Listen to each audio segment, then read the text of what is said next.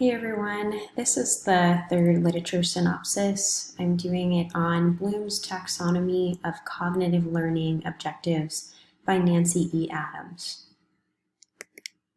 So this was a pretty short article. Through our reading this week, you've seen this kind of setup where it's a hierarchy. So it goes through different components. There are 6 of them and then increase with complexity as we go up to the top. We'll discuss this a little bit more. The article goes into detail about each different component.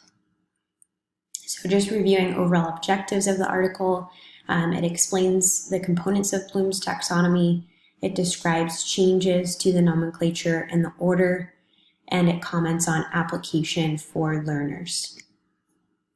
So just as a review, Bloom's taxonomy components go from lower order skills to higher order skills, the lower being less cognitive processing, the higher being deeper learning and greater degree of cognitive process. So of the 6 components, these are just kind of a review. We know this already, so I'll let you read it if you'd like. And then it goes into changes to Bloom's taxonomy. So it's been adapted into remember, understand, apply, analyze, evaluate, and create.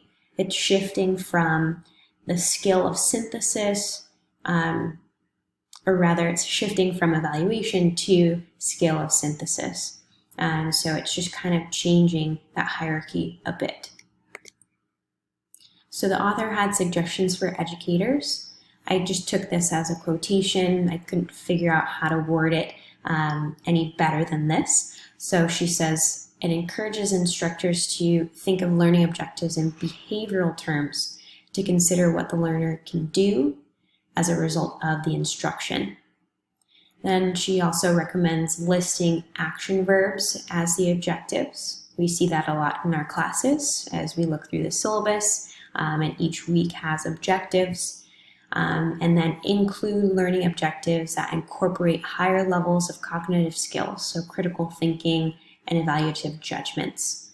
So basically encompassing Bloom's taxonomy. Hope you're staying well.